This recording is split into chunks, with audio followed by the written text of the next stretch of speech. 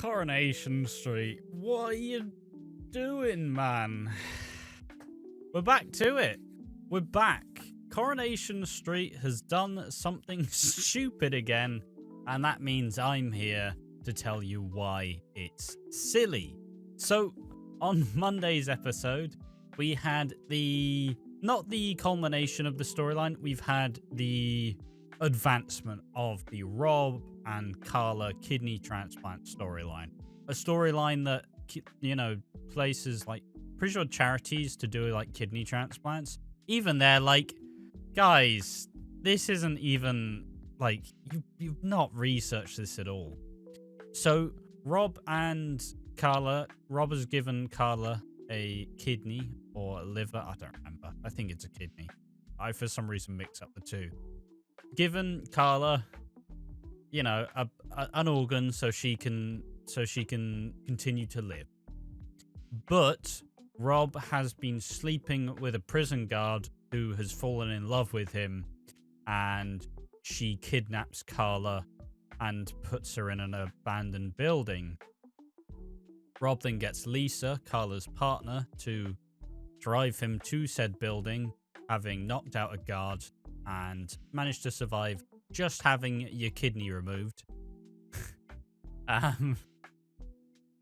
Rob then gets Lisa to drive him to the abandoned building. He bludgeons her, knowing that she knows too much. And then we get a showdown between Carla and Rob, where, first Carla's speaking to the prison guard like, he doesn't love you, he's just using you to escape. Grow up, man. Grow up. And she goes, well, it's not just me anymore, it's the baby. And she's like, oh, bollocks. Ooh, you're screwed. You are screwed. And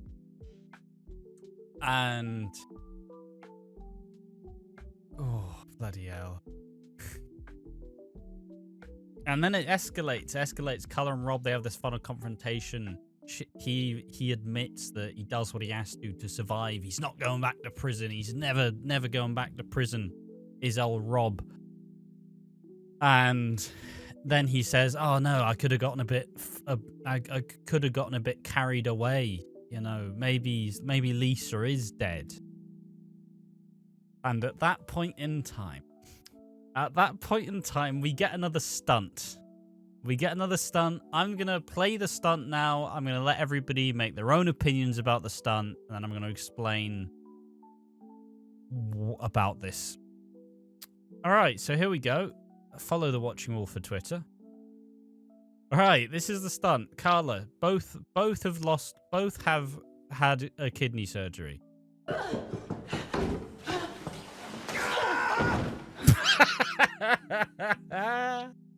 Oh, what are you doing, man? All right, just one more time, just because.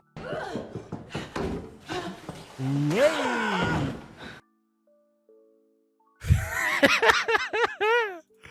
What are you doing, Coronation Street? That's rivaling EastEnders when Koja went over the railing. What? So she pushes him. He falls down a couple of steps. He takes a step back and bloody tumbles over the railing. Look, if your stunts don't look good, stop fucking doing them. Stop doing stunts that look like shit. Stop doing stunts that look like this. You're giving everybody the reason to be, bloody 8 soaps are all silly and stupid. It's like, well, yes, but stop giving them the ammunition. Do a proper fall. You have a stunt double, for Christ's sake. Just, why is it so ridiculously safe? Why is it so stupidly cooked? Who saw that and went, yeah, bloody hell, good job, guys? What do you mean? Terrible, awful. What the fuck is that? What is that? What do you even do with that? That even in a storyline where they've already established that they've not cared enough to do the research. And then you do that fall. That fucking fall. It's taking the piss. Now, Coronation Street, it's kind of had a bit of like a... Coronation Street for me lately, it's become the underdog again. It's become the underdog. I've been believing in all of this. I've been believing. But fuck me. Whoa. What are you even doing, man? Oh my god. And like, I don't want to be the guy who's doomsaying Coronation Street. I have previously, and I'm trying to not do that anymore. But you gotta start sorting the show out, man. You can't put that out. And obviously, yes, it's a bad thing. It is a bad thing that that's been shown. It's like John Stapes. I swear John Stapes, as he falls off the hospital and he survives. That could be like an Emmerdale thing. John Stapes survives fall. Is it John Stapes? I swear he falls off the roof. He falls off the roof and he just disappears. That could be an Emmerdale character. But still, guys, I know. And Rob's not even dead. They make it seem like Rob's dead, but at the end of the episode, he shows up and it's like, Bobby, I need you, Bobby. I love you, Bobby. So, oh, fuck off. And it is a bad thing. It is a bad thing because first and foremost, who greenlit that stunt and went, yep, that's perfect. You want to do a second take? Don't need it. Don't need it. What? Just terrible, man.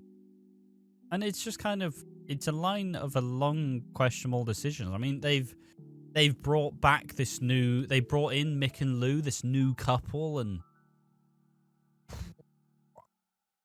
blimey, I'm not an acting snob. I still think that there's a right way to go about it, but I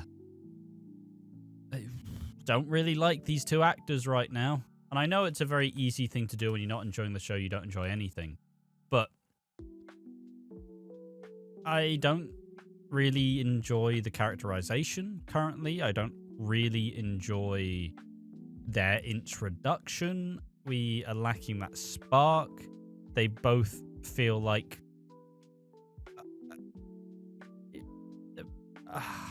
it's just not good. Just not good. I don't know how to verbalize it properly, but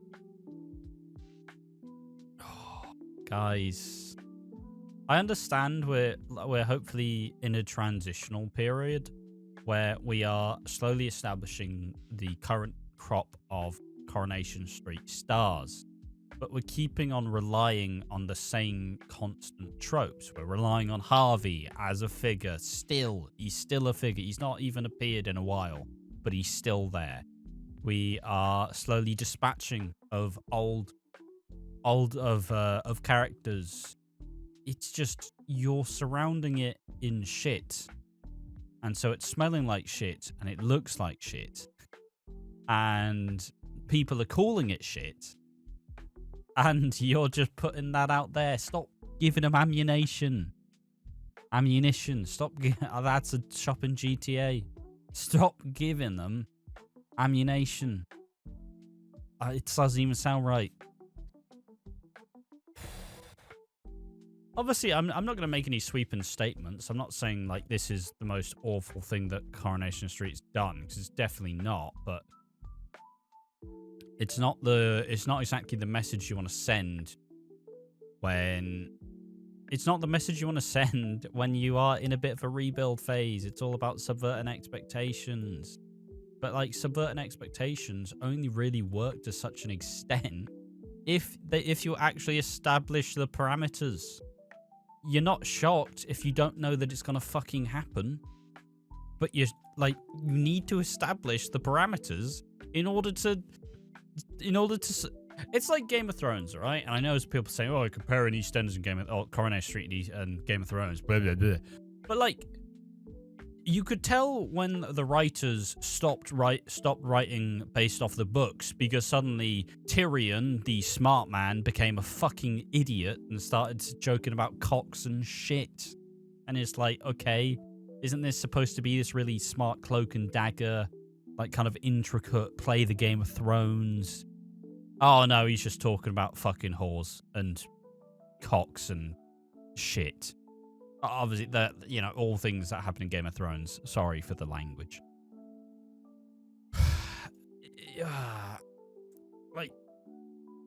Like I said, I really am trying to like you, and I don't feel like being one of the people saying it's the worst it's ever been and it's awful, but it is quite bad. It is quite terrible right now. And, time will tell.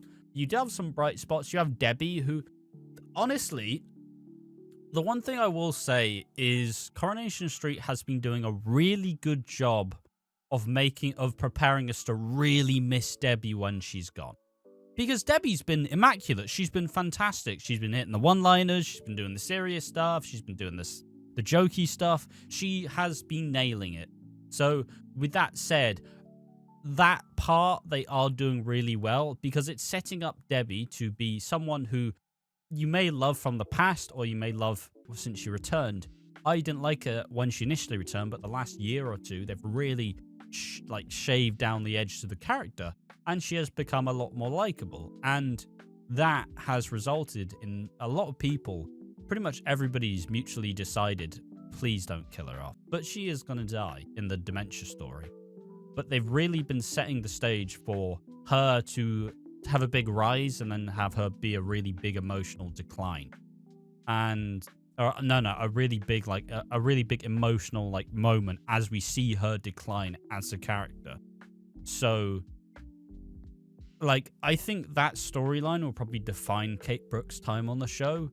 But so far, a lot of the pieces she's adding, Mick and Lou, probably the first real set of characters introduced, a bit all duds. But it is very early, and we haven't really seen exactly what they'll do. I still think the emphasis on the crime is killing them, just like the emphasis on crime in that 2018 to 2022 EastEnders time period was killing the show, with Phil Mitchell and Keeble being the final straw. I just think we're at a time in soap where if we wanted police-driven soaps, the bill would still be on television. But it's not, so we don't. But I mean, even now, you look at the options. What else is out there? Mate, try Hollyoaks. Try EastEnders. Try pull up Brookside from the 90s. Fuck it, why not? Because Coronation Street is not it right. And it is a shame to say. And just to leave you with it again, let's just look at that fall one more time.